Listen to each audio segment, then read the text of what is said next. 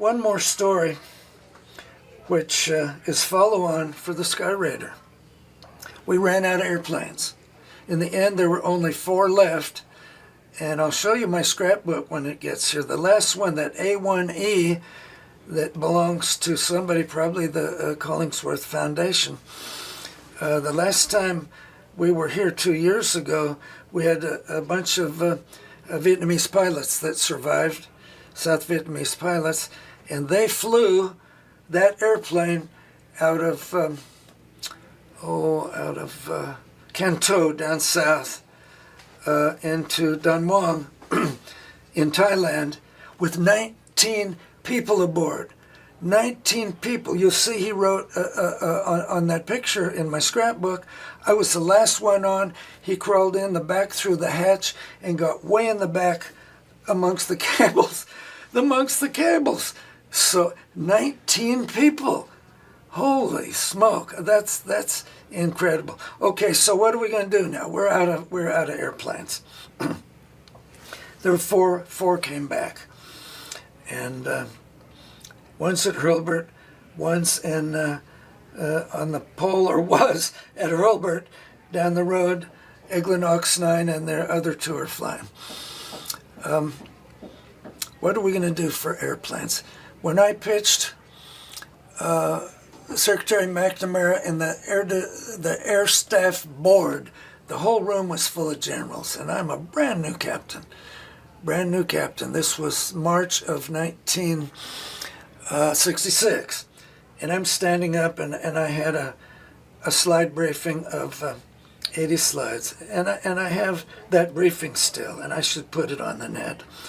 It was during that time that I said, look, we've got to have a serious effort in search and rescue. Okay, they went, and I wrote a short paper on that.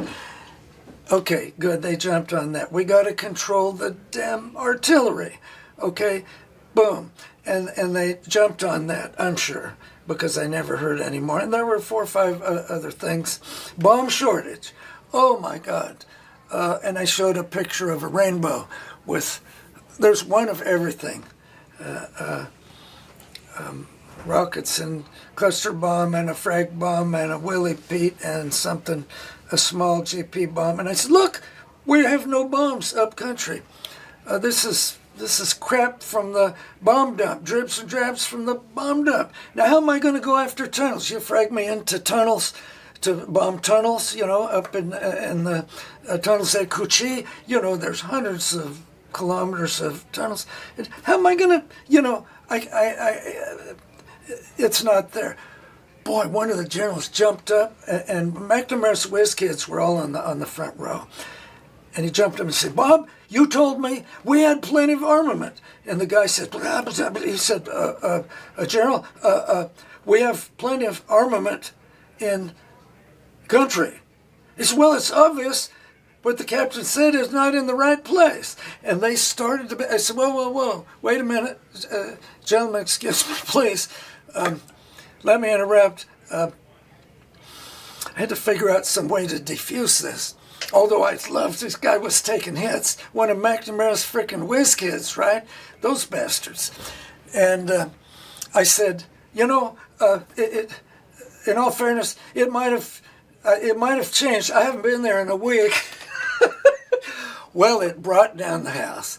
Okay, at the end of that briefing, there's a line of generals waiting to shake my hand. What could they do? Send me to fucking Vietnam? You know? No. Oh, bleep that one. What could they do? Send me to Vietnam? And the other thing I said is we need more Skyraiders. We need more Skyraiders. We got to go back into production quick. And mind you, this is March 1965. And this suit jumps up. He didn't jump up. He sat there with his feet up, and he said, Captain, he said, if I gave the authority to go into production right now, it would be 1 year before the first one came off the line, and that war's going to be over. And I said, excuse me, sir, would you introduce yourself? And he said, well, I'm I'm Dr. Harvey Bluggs, you know, Harvey Scoop Show, whatever his name was. And I said, sir, with all due respect, from what I've seen and what I'm hearing today and what I heard in Saigon and what I heard from Hunter Harris and his people at PACOM, a year from now we're going to be in the damnedest war we've ever seen. And it gets real quiet. It gets real quiet. Guess what? A year from now, we're in the damnedest war we've ever seen. Okay, from there, I go to the Pentagon for 3 months. They're working from the air defense branch. Well, I spent most of my time down in counterinsurgency. Okay, so from the Pentagon, from the Air Staff Board, they sent me to the Rand Corporation to lay down the requirements of what was to be the A-10. Okay, so I said, okay, I was there several days, round table discussion, about 10 people, and I said, okay, Cam Dwelly, what do you need? I said, okay, I need 3 things. I need a big gun, I need good armor plating for the pilot, and I need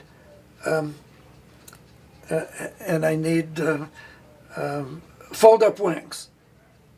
And everybody started to laugh. You're an Air Force guy, right? I said, yeah. So what do you want fold-up wings for? I said, when we take a hit on a spar, that's a bad hit. We don't have to call Red Horse. We don't have to put the airplane on a carrier and send it back to McClellan or wherever to get new wings. You know, you put on an outer wing set. Most of it is outer wing section. 2 hours later, we're turning and burning. And everybody laughed like hell. Plus, this airplane, with loaded to 25,000 pounds, you know, near enough 10,000 pounds of ordnance, it can fold the wings on battery power. Running a hydraulic pump, fold its own wings. We can get 2 of them in revetment. We had revetments there, old World War II Japanese revetments. And oh, hardy, har, here they go again. Oh, good. So you're going to get 1 mortar round, and you're going to lose 2 aircraft instead of 1. Hardy, har. Wait a minute, not so fast. Our problem is not mortars. The odd mortar attack, that's just a nuisance. A lucky strike could be, but the problem is a sapper attack. People getting in through the fence and coming in and destroying our airplanes. And that actually happened then. Before and then again later at Benoit. Actually, it was before. So we concluded that and had a great time visiting as we went out. And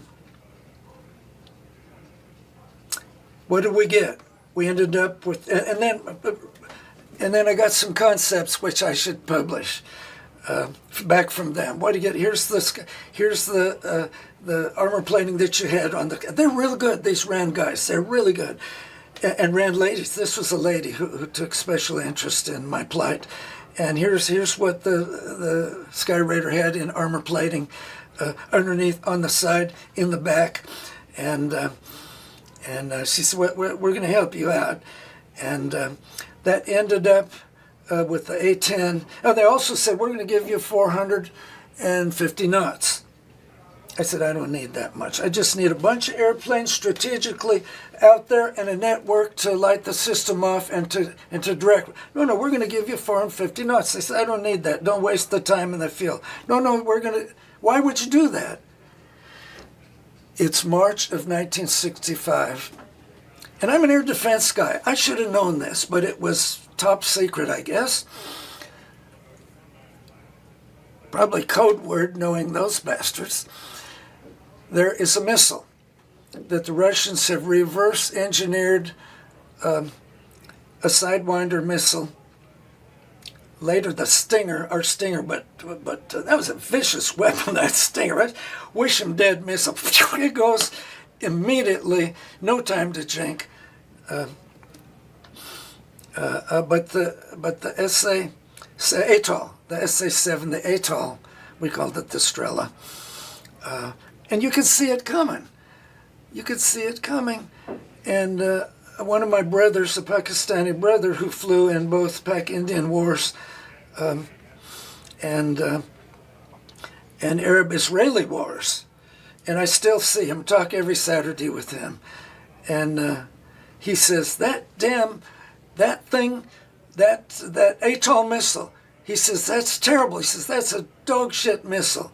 He said, I fired a lot of them. He said, either it wouldn't go, or it wouldn't guide, or it would go off over the, up over the wing, or it would hit the airplane and not explode. He said, anybody that got shacked by an atoll deserves to die.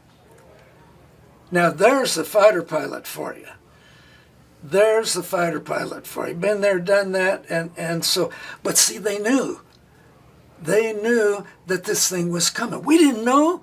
Okay, the first, and it's 1966. It was 3 years later, all of a sudden we lost two Skyraiders in one day, and a C-47.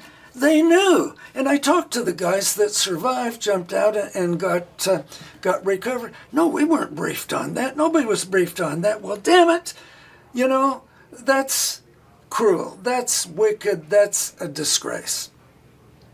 Over and out. Now you're as smart as I am, Rich. I'm gonna go have a drink. I'm going to be with you. So, would you be possibly credited as being the father of the A-10, bringing that forward?